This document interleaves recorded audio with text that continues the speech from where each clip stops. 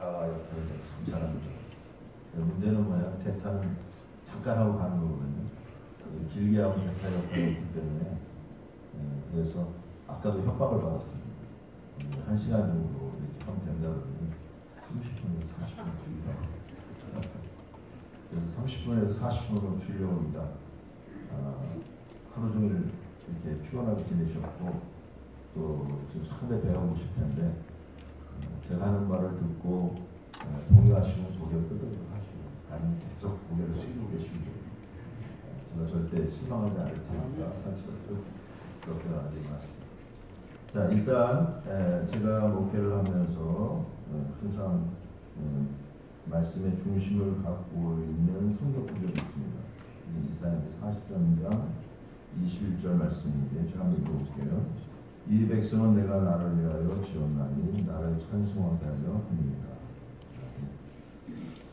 저는 학교를 졸업하고 나서 바로 하나님이 개척을 시키셔서 서울에서 개척을 했습니다. 87년도 졸업하고 개척을 시작했는데 나름대로 열심히 이제 한다고 목회를 했습니다.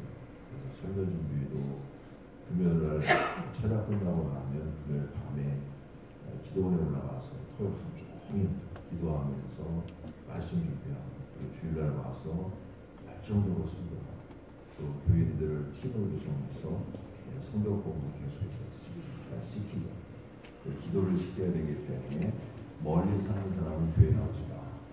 당신이 책임질 수 없으니까 가까운 교회 나가고 나오려면 새벽 기도부터 모든 일을 따지 않고 나와야 된다. 그렇지 않으면 이사를 가라. 이렇게 해서 이제 나름대로 철저하게 교육을 시켰다고 교육을 시켰습니다. 문제는 뭐냐면 사람들이 변하지 않는다는 거예요. 그래서 거기에 대해서 제가 굉장히 많은 고심을 했어요. 왜 이렇게 말씀을 전하고 성경 공부를 시키고 기도를 시키는데도 불구하고 변화되는 걸 갖다가 또 이렇게 제자리로 돌아올까? 이게 저한테 굉장히 숙제였어요.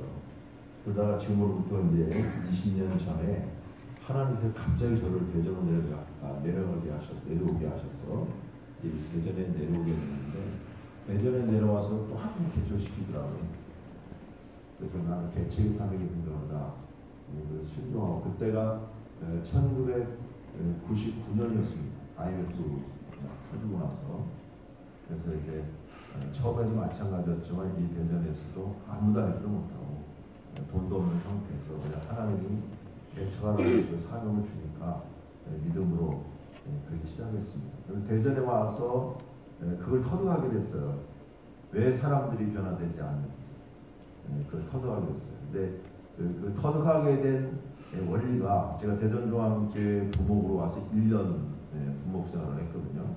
그때 제가 깜짝 놀란 게 대전중앙교회다 그러면 우리 합동 주교의 어떤 중심이 되는 교회로 저는 그렇게 알고 있거든요.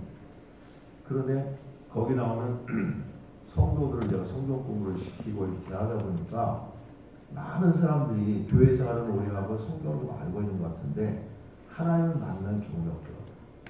하나님 이름을 모르는 거예요. 지식적으로만 알고 있지. 그래서 제가 충격을 줬어요. 큰 충격을. 아니 이렇게 한국의 우리 합동체 중심이 되는 이런 교회 이런 성도들이 하나님을 잘 모른다. 하나님 만나는 경험이 없다. 굉장히 제가 충격을 받았습니다. 그래서 내가 다시 단독 목회를 하게 된다면 다른 것보다도 하나님을 만나는데 중점을 두고 내가 목회를 하겠다. 그래서 그런 마음을 가지고 있다가 하나님 개척을 시켜서 개척을 시작을 하게 되는데요. 그때부터 한 영혼에게 신경 쓰게 뭐냐면 어떻게든지 실제적으로 하나님을 만나는 경험, 하나님을 체험하게 하는 그런 부분을 가지고 집중적으로 목회를 했습니다. 그래서 제가 처음에 이제 개척을 하면서 신경을 썼던 부분이 이제 기도의 부분이에요. 기도에 대한 부분인데 우리 한국 교회가 이제 좀 새벽 기도를 하잖아요. 새벽 기도를 하는데 현대인들이 밤늦게까지 이렇게 활동을 하고 새벽에는 일찍 일어나도 직장이나 학원 가기 때문에 형식적으로 새벽 기도에 나오고 기도를 깊게 할 수 있는 사람이 많지가 않더라고요. 그래서 기도 생활을 그렇게 해서는 안 될 것 같다. 그래서 싶어가지고 제가 처음에는 새벽 기도와 밤 9시 기도회를 병행했어요. 물론 밤 9시 기도회는 그냥 잠깐 기도하고 가는 게 아니라 집회를 하는 거예요. 밤 9시부터 12시까지. 그래서 지금까지 밤 9시 기도를 하고 있는데, 처음에 같이 하다 보니까 새벽 기도를 제가 나갈 수 없게 됐어요. 왜냐면 밤 기도 오신 분들 가운데 상담하는 분들도 계셔가지고 하다 보면 2시, 3시 되다 보니까 새벽 기도 나가기 힘든 거예요. 둘 중에 하나를 택해야 되겠다. 그래가지고 기도하면서 밤 9시 기도를 택했습니다. 그래서 그 밤 9시 기도를 통해서 제가 하나님을 만날 수 있는 그 성도들에게 기회를 열게 되는데, 그게 뭐냐면 찬양을 30분 정도 하고 메시지부터 40분에서 50분 이렇게 전하고, 그 다음에 합심 기도를 시키면서 제가 다니면서 계속 안수를 했어요. 그냥 손짓고만 넘어가는 게 아니라 정말 하나님께서 이 영혼을 만져주시죠. 그러니까 보통 하룻밤에 4, 50명 정도 참석하면 2시간, 3시간 안수를 하게 돼요. 시간이. 왜냐하면 한 영혼에 대해서 어떤 사람은 하나님이 이 영혼을 깊이 만지는 경우가 있거든요. 그런 경우는 한 사람 붙잡고 30분씩 기도하고. 근데 희한한 것은 뭐냐면 성도들이 안 가요. 끝까지 기도하러 안 갑니다. 그러다 보니까 2시간, 3시간 이렇게 기도하는 일이 있게 됐는데, 그러면서 성도들이 변화를 일으키기 시작하거든요. 변화를 일으키면서 그들이 실제적으로 하나님을 만나는 경험을 갖게 되고, 그래서 그렇게 변화가 되니까 주일날 한 번 나오던 사람이 매일같이 저희 집회가 있잖아요. 매일같이 안 빠지고 나오고, 그리고 자기의 전 재산을 다 드리면서 교회에 헌신을 하고. 저희는 처음에 아무것도 없는 상태에서 개척을 시작해가지고 1년 만에 이제 그 새해 얻었던 50몇 평짜리 그 장소를 우리가 사고, 또 사택이 필요하다고 해서 36평짜리 사택 사고, 그리고 밑에 교육관이 필요했기 때문에 아파트 상가로 30평 정도를 샀어요. 그리고 3년 반 만에 하나님께서 그 자리에서 더 이렇게 교회가 인기가 좀 올라가니까 7층짜리 빌딩을 주셨습니다. 그래서 7층짜리 빌딩을 우리가 또 얻게 됩니다. 그 다음에 이제 아까 와서 보셨지만 하나님이 또 건축할 수 있는 기회를 주셔서 그리고 건축을 하게 됐습니다. 근데 이제 놀라운 일이 일어난 건 뭐냐면, 저는 헌금 강조나 어떤 신앙생활에 있어서 강조를 안 해요. 말씀 전하면서 올바른 신앙생활을 하고 가르쳐주고 본인들이 자의로 할 수 있도록 그렇게만 가르칩니다. 근데 하나님이 그 한 사람 한 사람 만나면서 같이 역사를 하니까 그 사람들이 알아서 신하더라고요. 그래서 헌금 얘기를 하지 않는데도 지금 이렇게 해서 우리가 이런 일을 해야 됩니다. 그러면 알아서, 만약에 이렇게 건축하게 될 때 많은 그런 헌금 필요하잖아요. 그럼 집하러 내놓고, 또 뭐 전세 있는 사람은 월세 있는 사람은 보증금 주인한테 빼서 내놓고, 자기의 그 귀중품들 있잖아요. 반지라든지 뭐 이런 것들, 그런 거 다 뺏어 내놓고, 학생들 같은 경우는 학자금 융자 받아서 내놓고, 혹은 뭐 알바 이렇게 해서 내놓고. 근데 그런 거를 다 기쁨으로 하는 거예요. 그리고 밤에 나와서 기도하는 것도 제가 나와라 해서 하는 게 아니고 본인들이 알아서 나와요. 초창기에는 명절 같은 데도 안 쉬고 계속 했거든요. 365일. 그런데 그 명절날도 잠깐 낮에 가서 인사하고 그 밤 9시를 놓치지 않기 위해서 옵니다. 그리고 직장생활하는 사람들은 시간 맞춰서 오려고 하지만 때로는 그렇지 못할 때가 있어요. 그럼 반드시 교회 가서 기도하고, 본인들이 자원해서 하나님을 만났기 때문에 그렇게 하지 않고는 견딜 수 없는 그런 일들이 계속 이루어지는 거예요. 그래서 그 주일날 낮에, 지금 저희가 인원은 많지 않은데 주일 낮에 출석하는 그 인원과 비교해 보면 밤 9시에 모이는 그 인원이 50%에서 많을 때는 70%까지 강조하지 않는 거예요. 보통 우리가 한국교회 새벽 기도하면 주일 낮에 모인 그 숫자의 한 10% 정도 이렇게 많이 얘기를 하잖아요. 근데 이 본인들이 은혜를 받게 되니까 알아서 기도하러 나오고, 알아서 그들이 하나님이 기뻐하시는 하려고 노력하고 이렇게 애를 쓰더라고요. 근데 제가 이제 오늘 말씀드리고 싶은 게 뭐냐면, 한 25년 전에 제가 그 서울에 어떤 그 세미나가 있었는데, 거기에 참석해서 어떤 선배 목사님이 한 70세 정도 됐어요. 강의를 하면서 그런 얘기를 하시더라고요. 나는 지금부터 시작한다. 지금까지는 다 하나의 연습 과정이었고 지금부터 시작한다고 딱 얘기를 하더라고요. 근데 제가 굉장히 충격을 받았어요. 저 정도 나이로 은퇴하고 좀 편안히 쉴 그런 단계로 들어가야 되는데 그 목사님 딱 이야기를 나는 지금부터 시작한다 이렇게 얘기하더라고요. 그때 제가 이제 40대잖아요. 그러니까 굉장히 충격을 입었어요. 그럼 나는 저 목사님처럼 70세가 됐을 때 나는 무슨 말을 할 수 있을까라는 그런 생각을 하게 되거든요. 그러면서 이제 저도 나이를 먹게 되니까 선배 목사님들이 이제 은퇴를 하면서 이제 원로 목사 혹은 은퇴 목사를 가시더라고요. 근데 제가 보면 일반 목회 그러니까 은퇴하기 전에는 교회에서 강단에 설교도 하고 신방도 하고 이러니까 괜찮으셨는데 은퇴하고 나서는 하루가 다르게 건강이 나빠지는 거예요. 그런 모습을 보면서 나도 나중에 가서 은퇴를 하고 나면 선배 목사님들처럼 저런 모습으로 바뀌는 걸까? 그렇다면 내가 은퇴하고 나서도 내가 어떤 일을 해야 될 것인가에 대해서 많이 생각을 했습니다. 그러는 가운데서 제가 이제 그 그러니까 대학부 4학년 때 큰 은혜를 받았어요. 큰 은혜를 받아가지고 그때 신유 연사가 왔습니다. 잘 아시지만 우리 합동중에서는 전도서를 함부로 안 쓰면 못하잖아요. 그래서 이제 안 쓰는 못했는데 어쨌든 역사가 나타나요. 사람을 딱 보면 저 사람 어디가 아프고 탁 오고 저 사람의 문제가 뭐 이게 딱 오더라고요. 근데 어쨌든 제가 전도사이기 때문에 할 수가 없었고 나중에 이제 졸업해서 목사가 됐을 때 이제 그런 역할을 하면 좋겠다 선배 목사님이 조언을 하더라고요. 그래서 이제 졸업하고 나서도 이제 그 역할을 활발하게는 못했고 그렇지만 어쨌든 기도를 하면 아픈 사람들이 많이 났어요. 그래서 그때 방식은 뭐냐면 우리가 일반적으로 하는 기도. 하나님 아버지 이 성도가 머리가 아픕니다. 이 머리를 주께서 치료하여 주옵소서. 그럼 나중에 예수님으로 기도합니다. 이런 식으로 기도가 있어요.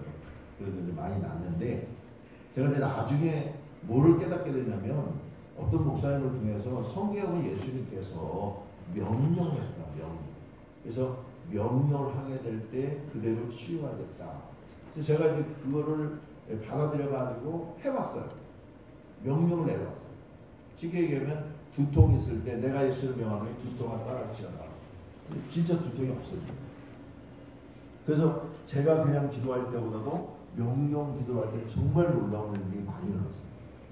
그래서 그런 부분에서 제가 이제 이렇게 목회를 하면서 상당히 많은 사람들이 치유를 받았습니다. 저희 교인들은 몸이 아프거나 어떤 문제가 있으면 일단 저한테 와서 기도를 해달라고. 그래서 기도해주고 어떤 뭐 취직이나 뭐 학교에 가게 될 때 항상 먼저 기도받고 또 방향 제시를 받고 이렇게 합니다. 근데 이제 중요한 게 뭐냐면 말이죠.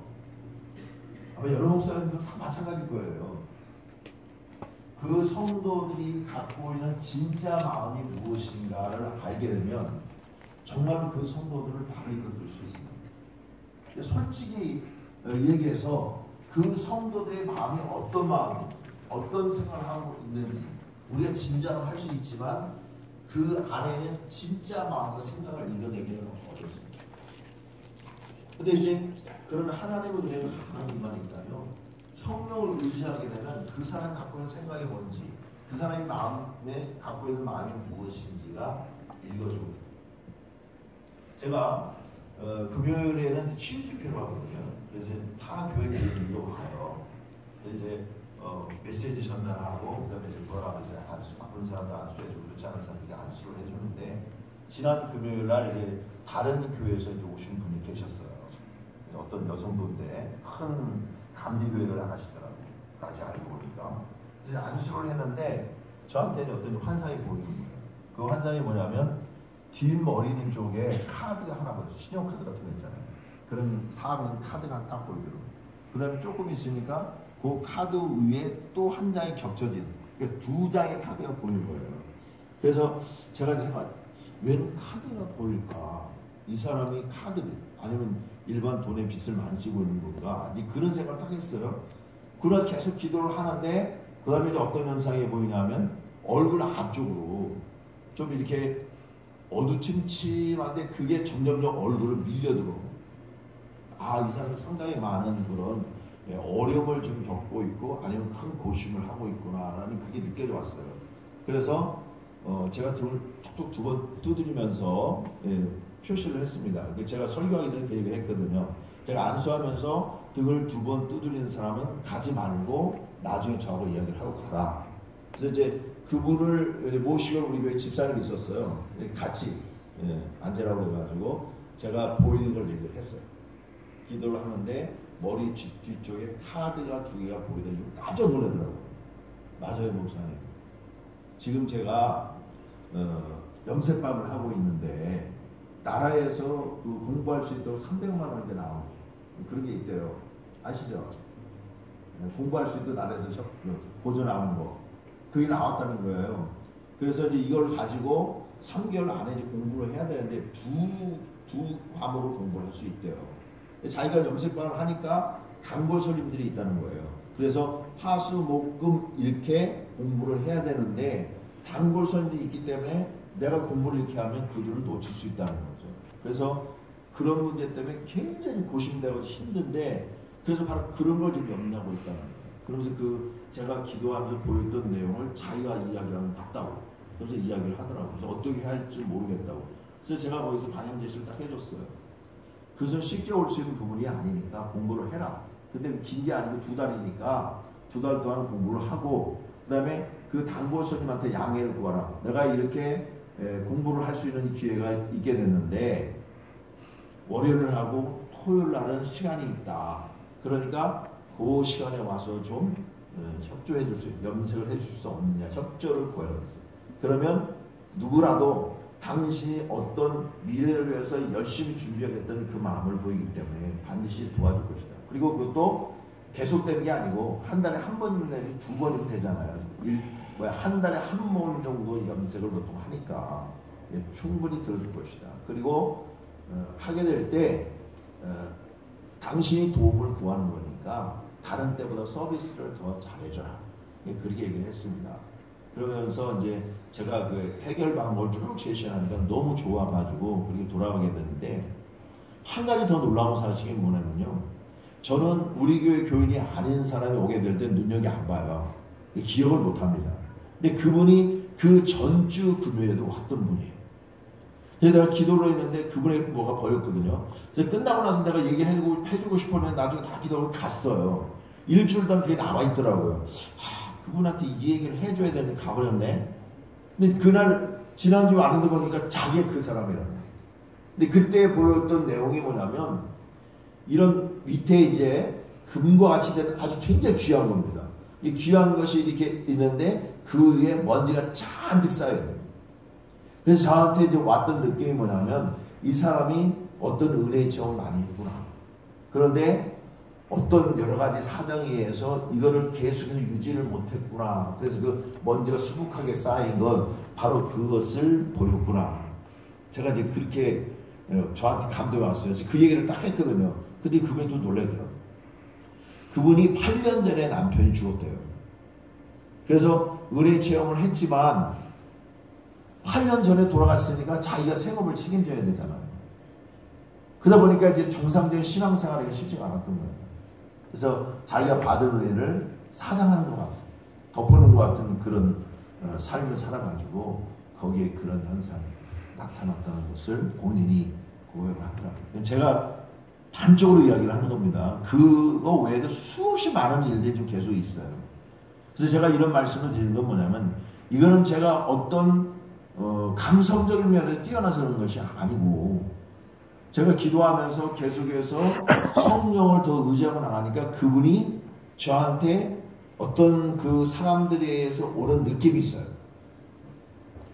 환자에 대해서도 기도를 할 때 아까 말씀드렸잖아요. 그전에는 그냥 안수하면서 기도를 했고 그 다음에 명령식 기도를 했고 3년 전부터는 어떤 현상이 일어나냐면 제가 아픈 사람 기도해달라고 해서 머리에 손을 딱 얹으면요.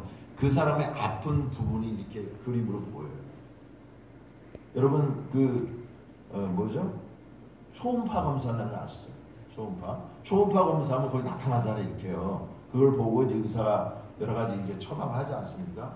근데 그런 것처럼 그림이 이렇게 딱 나타나요. 그럼 이제 제가 이제 그걸 보면서 어떻게 하냐면 이 기도 속에서 그걸 막 치료하는 강한 기도를 해요. 그러면 그 부분들이 치료가 되는 게 보입니다. 느껴져요. 그러면서 그게 다 되면 저한테 이제 다 됐다를 막 따와요. 그러고 나서 멈추고 됐습니다. 병원에 가서 확인을 해보십시오. 그러면 병원에 가면 의사가 낫다고 얘기합니다. 그게 한두 건이 아니고 수없이 많습니다. 그러니까 예를 들면 어떤 일들이 있었냐면 저희 교회에 아이를 임신한 그런 자매가 있었어요. 근데 병원에 가는데 말이죠. 당신은 애를 낳지 못합니다. 이렇게 얘기합니다. 그래서 산모들한테 육아수첩인가 그걸 준 거 있잖아요. 그거 줘서 안 줬어요. 당신은 애를 못 낳으니까. 그러니까 이제 이분이 너무너무 답답하니까 저한테 오는 거예요. 목사님 이렇게 해서 애를 낳을 수 없다고 하는데 어떻게 하면 좋겠어요. 그래서 기도해달라고. 그래서 손을 놓고 딱 기도를 했는데 뭐가 보이냐면 이게 이제 자궁인 거예요. 쉽게 얘기하면 동그랗게 자궁이 보이는데 거기가 테두리가 이렇게 하얀색으로 되어 있고 그 안에가 새까만 거예요. 그러니까 문제가 있는 거죠. 그래서 제가 그걸 보면서 계속 치료하는 기도를 했어요. 그랬더니 그게 여러분이 다리나 이런 것들이 보면 이렇게 줄어들듯이 그게 점점 줄더라고요. 그래서 계속 없어지는 기도를 하니까 나중에 싹 지워지면서 까만 게 다 없어져 버렸어요. 그러고 나서 이제 병원에 가서 다시 한번 확인을 해보라 했더니 의사가 놀래요. 이게 어떻게 된 일이냐? 어떻게 이런 일이 일어날 수 있냐? 그래서 나중에 건강하게 아들 낳고 그 다음에 또 아들 낳고 그래서 아들을 잘 낳습니다. 이번 주일 같은 경우에 이제 어떤 학생이 그 대전에서 어떤 학력과 관계된 그런 대회가 있대요. 거기다가 동메달을 딴 거예요. 근데 또 선생님이 나가라고 그래가지고 주일날 아침에 낮예배 끝나고 기도해달라고 해서 부모가 데려왔어요. 기도를 쭉 해주면서 그러면서 이 아이가 금번에도 좋은 성적 거둘 수 있게 해달라고 기도하면서 손을 놓고 기도를 하는데 요 배 밑에 가서 뭐가 보이냐면 담배가 보이더라고요. 담배를 딱 보이더라고요. 제가 생각했을 때 이 아이가 좀 중학생인데 담배 필 일도 없고 또 이 집안이 집사님 집안인데 담배 피는 사람이 있을 리가 없거든요. 그래서 이 아이에게 담배가 뭔가 문제가 있구나. 그래서 저도 이제 냄새에 굉장히 예민하기 때문에 그렇게 가르쳐줬어요. 만약에 네가 담배 피는 사람을 딱 봤을 때 숨을 딱 멈추고 빨리 지나가. 그래서 저기 가서 급하게 숨을 쉬어라 하면서 그 담배 연기가 조금이라도 너한테 들어오지 않게 해라. 그러면서 그런 내용들을 가르쳐줬어요. 근데 이제 그날 저녁에 그 엄마가 와서 나한테 이야기를 하는데 그 아이가 그러더라는 거예요. 사실은 우리 반 그 선생님이 꼴초라는 거예요. 담배를 너무 많이 핀대요. 담배 많이 피는 사람은 몸에도 배 있잖아요. 자기 앞자리에 앉아있는데 자기 앞에 보면 담배 냄새가 너무 난다는 거예요. 그래서 자기가 막 머리도 아프고 힘들다고. 그래서 제가 그랬습니다. 그래서 그 선생님 찾아가서 정중하게 얘기를 해요. 우리 아이가 이 냄새에 예민한데 선생님 우리 아이 자리 좀 바꿔달라고 하라고. 그래서 제가 다시 한번 그런 부분에서 따져 물었습니다. 왜 담배가 보일까? 상상을 못했는데 결국은 이 아이에게 부모님한테도 이야기하지 못했던 이런 문제가 있었구나라는 것을 이제 제가 느끼면서 얘기를 해주게 됐던 거죠. 지금도 이제 저한테 우리 교회에서 기도받는 사람들 가운데서 임신 문제 때문에 기도받는 분들이 있고 또 병의 문제가 있어서 이제 기도받는 분들이 있고 그러면 그런 부분에서 제가 사역을 하고요. 또 뿐만 아니라 아까도 말씀드렸지만 어떤 직장 문제나 아니면 이 학교의 어떤 시험 보는 문제 이런 거 꼭 기도부터 할 때가 있어요. 기도 받고 하겠다고. 그러면 저한테 오는 게 있습니다. 그래서 이번 면접 갔을 때 이런 것이 올지 모르겠다. 근데 준비해가지고 가라. 그러면 그런 부분의 문제가 나옵니다. 그런데 이 시험 지난번에 수능 같은 거 볼 때 제가 딱 기도하면서 느껴지는 게 이 아이는 어떤 문제를 딱 태클을 한 다음에 그 다음에 불안해가지고 계속 땅을 돌아다니는 거예요. 그러다가 그 다음에 땅을 딱 찌는데 저한테 느껴져 온 거는 처음에 찍은 것, 처음에 딱 택한 것이 맞는다고요. 그래서 분명히 얘기했습니다. 너는 처음에 딱 택한 다음에 맞는 거니까 절대로 바꾸지 마라. 근데 수능 가가지고 또 얘가 불안하니까 처음에 딱 택에다 도른 거예요. 나중에 물어보니까 그래가지고 몇 문제도 틀렸다고. 그래서 이제 이런 일들 한 가지를 제가 왜 얘기를 하냐면, 이런 거는 앞으로 제가 나이가 먹고 은퇴를 해도 계속 할 수 있는 일입니다. 왜? 이 땅에 살고 있는 사람들은 육체적으로 병들지 않은 사람이 없고요. 또 마음이, 겉으로는 멀쩡하지만 마음에 병이 있는 사람들이 무지하게 많아요. 또 영적인 병에 걸린 사람도 무지하게 많습니다. 그러니까 이런 것들을 우리가 타치할 수 있는 방법은 성령께서 그 사람의 마음을 읽을 수 있게 하고, 그 사람의 영에 대한 걸 판단할 수 있게 하고, 그 육체의 질병에 대한 문제를 해결할 수 있는 그 부분에 대한 확실한 응답을 얻으면 됩니다. 여러 목사님들이 아신 분은 아시겠지만은 육체의 질병 가운데서요, 상당히 많은 부분은 어떤 심리적인 문제에서 오는 겁니다. 그래서 제가 그전에는 그냥 기도하면서 허리가 아픕니다, 목사님. 그럼 허리 기도해서 치유하고, 다리가 아픕니다, 머리가 아픕니다. 그리고 기도 끝났거든요. 근데 이제 지나면서 보니까 그게 아닌 거예요. 원인이 거기서 온 게 아니고 마음의 어떤 병, 상처에서 그것이 점점점해서 육체적인 그 질병으로 연결이 된다. 그러니까 병원에 가면 의사는 그런 걸 잘 모르기 때문에 지금 현재 나타난 그 현상에 대해서 처방을 합니다. 그래서 거기에 대한 약을 처방하고 그러는데요. 제가 기도하면서 느끼게 보니까 그게 아닌 거예요. 이 병이 오기 전에 심리적인 어떤 그런 문제가 있었던 거예요. 그래서 결국 그것이 이제 느껴지기 때문에 그 심리적인 문제를 치유합니다. 그럼 육체적인 병이 나아버려요. 안 믿으시는 것 같아요. 표정들이. 네. 그래서 이제 제가 여러분들에게 이야기하고 싶은 게 그거예요. 이거는 나이와 상관없이 나중에 나이 들어서도 계속해서 사용할 수 있는 그런 부분이거든요. 왜? 사람들은 다 문제를 갖고 있어요.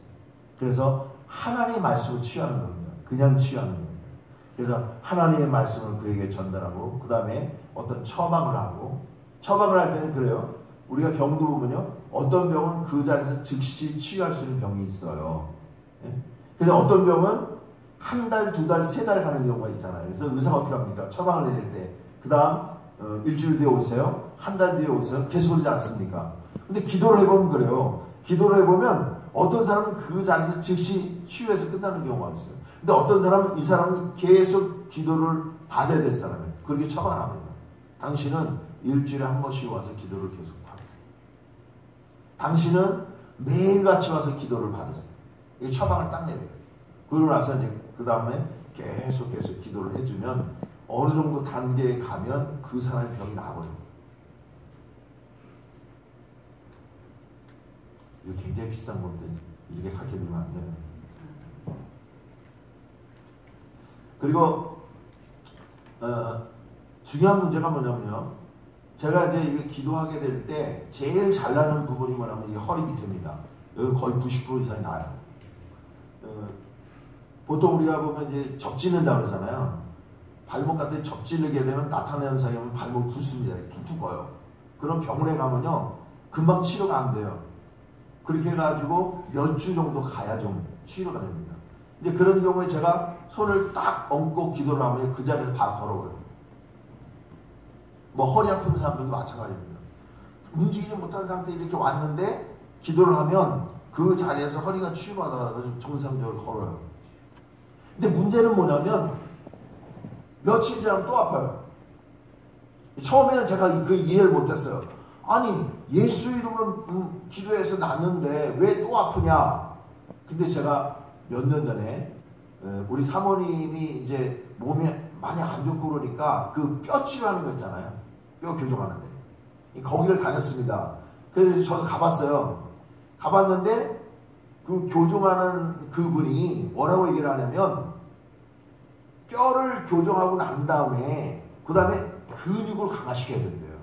그래야만 이 자세가 제대로 잡히는데 만약에 뼈만 교정시켜 놓고 근육을 강화시키지 않으면 또 제자리로 돌아간다. 또 아프다는 거예요.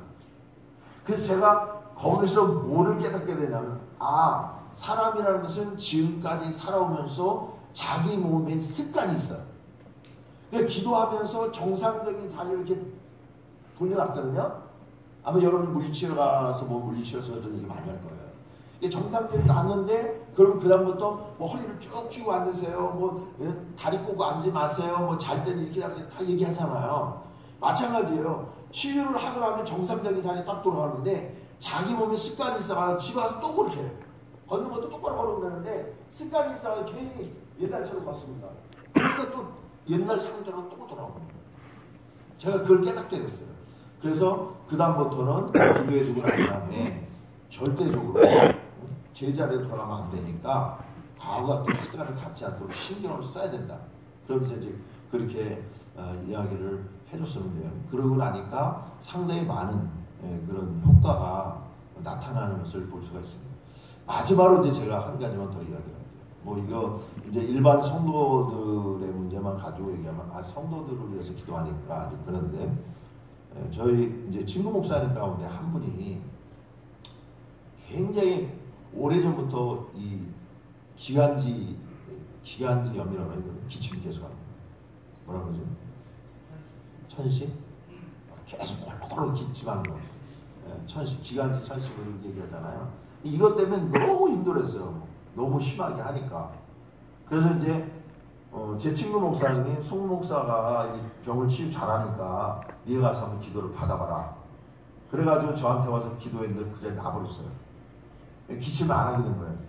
그러게 되니까 그 다음에 이제 뭐를 해서 기도를 해달라고 하냐면, 이분이 원래 눈이 하나가 없어요. 그러니까 한 눈 갖고 사는 거예요. 계속해서.